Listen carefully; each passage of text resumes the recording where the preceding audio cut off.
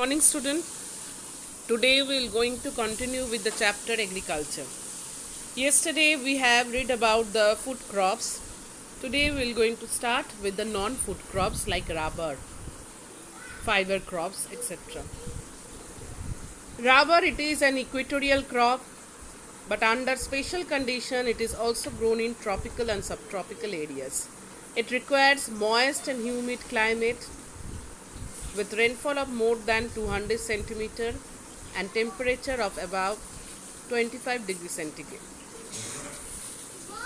Rubber is an important industrial raw material.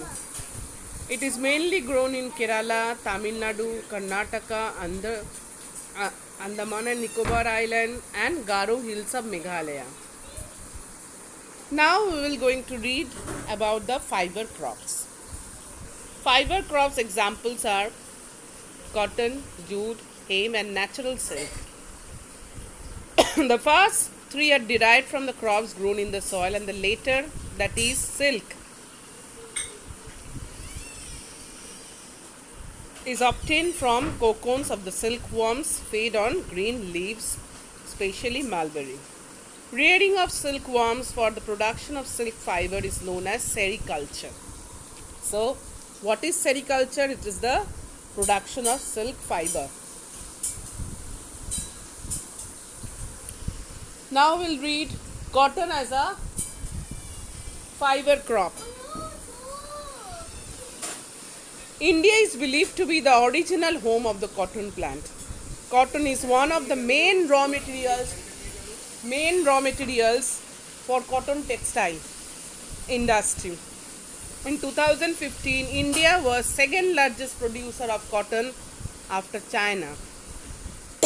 Cotton grows well in drier parts of the black soil of the Deccan Plateau. It requires high temperature,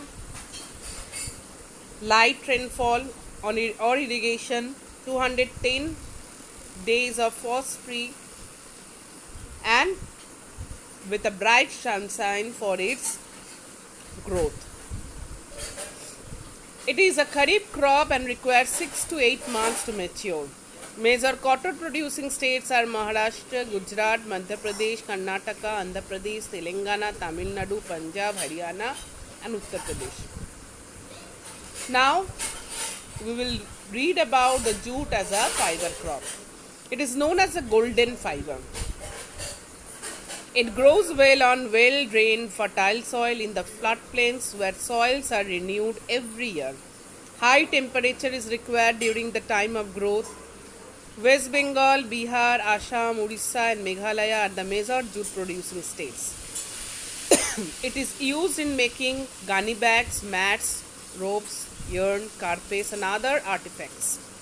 Due to its high cost, it is losing the market to synthetic fiber and packing material, particularly the nylon. Now we'll read about the technological and institutional reform that had been given in the agricultural sector.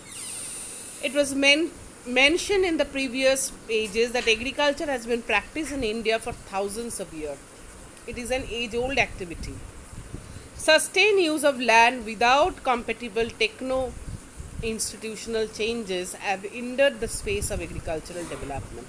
So, in spite of the development of sources of irrigation, most of the farmers in large parts of the country still depend upon monsoon and natural fertility in order to carry on their agriculture. For growing population, this poses a serious challenge. So, agriculture, which provides livelihood for more than 60% of its population, needs some serious technical and institutional reforms. Thus, collectivization, consolidation of holdings, cooperation and abolition of jamindari, such reforms have to be taken. We are given priority to bring about institutional reforms in the country after independence. Land reform was the main focus of our first 5-year plan. The right of inheritance had already led to fragmentation of land holdings, necessitating consolidation of holdings. The laws of land reforms were enacted, but the implementation was lacking or lukewarm. The government of India embarked upon introducing agricultural reform to improve Indian agriculture in the 1960s and 70s. The Green Revolution, based on the use of package technology, and the White Revolution were some of the strategies initiated to improve the lot of Indian agriculture. But this too led to the concentration of development in few selected areas because it is unevenly distributed. Therefore, in 1980s and 1990s, a comprehensive land development program was initiated, which included both institutional and technical reforms. So, provision for crop insurance against drought, flood, cyclone, fire, and disease, establishment of Grameen banks, cooperative societies, banker providing loan activities to the farmers at lower rate of interest were some important steps in this direction. For example, Kishan Credit Card, personal accident insurance schemes are some of the schemes introduced by the government of India for the benefit of the farmers. Moreover, special weather bulletins and agricultural program for farmers were introduced on the radio and television. The government also announces minimum support price, remunerative and procurement prices for important crops to check the exploitation of farmers by speculators and middlemen. So these are the initiatives taken by the government of India. Now, contribution of agriculture to the national economy, employment and output. Agriculture has been the backbone of the Indian economy. Though its share in the gross domestic product has registered a declining trend from 1951 onwards.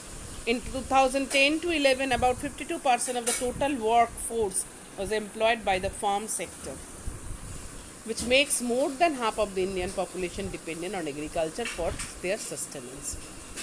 The declining share of agriculture in the GDP is a matter of serious concern today because any decline and stagnation in agriculture will lead to decline in other spheres of the economy, having wider implications for society. So, considering the importance of agriculture in India, the government of India made concerted effort to modernize agriculture.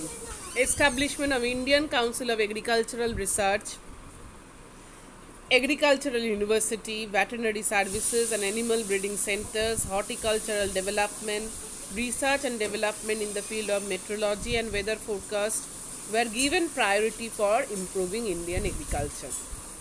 Apart from these, improving the rural infrastructure was also considered essential.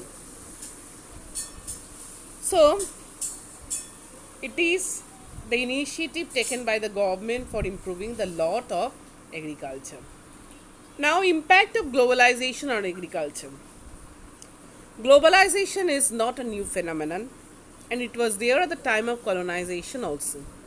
In the 19th century, when European traders came to India, at that time too, Indian spices were exported to different countries of the world, and farmers of South India were encouraged to grow these crops. Till today, it is one of the most important items of export from India. During the British colonial rule, cotton bales of India attracted the British. Ultimately, cotton was exported to Britain as a raw material for their textile industry. Cotton textile industry in Manchester and Liverpool flourished due to the availability of good quality cotton from India.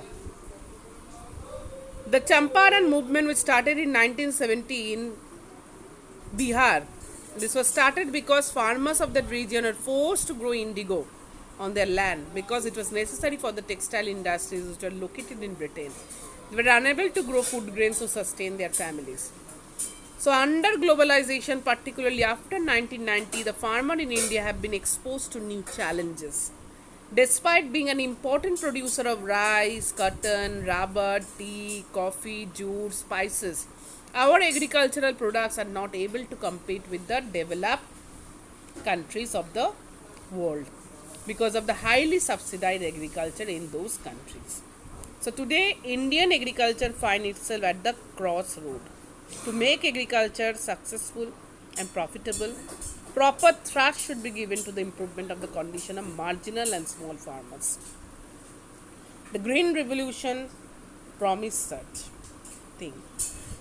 But today it is under controversy. It is being alleged that it has caused land degradation due to overuse of chemicals, fertilizers, drying the aquifers, and vanishing the biodiversity. So the key word today is gene revolution, which include genetic engineering. So in fact, organic farming is much needed today because it is practiced without factory-made chemicals such as fertilizers and pesticides. Hence, it does not affect the environment in a negative manner. A few economics think that Indian farmers have a bleak future if they continue growing food grains on the holding that grow smaller and smaller as the population rises. So India's rural population is about 833 million according to the census 2011, which depends upon 250 million hectares of agricultural land, an average of less than half a hectare per person. So Indian farmers should diversify their cropping pattern from cereals to high value crops. This will increase income and reduce environmental degradation simultaneously. Because fruits, medicinal herbs, flowers, vegetables, biodiesel crops need much less irrigation than rice or sugarcane. So India's diverse climate can be harnessed to grow a wide range of high value crops.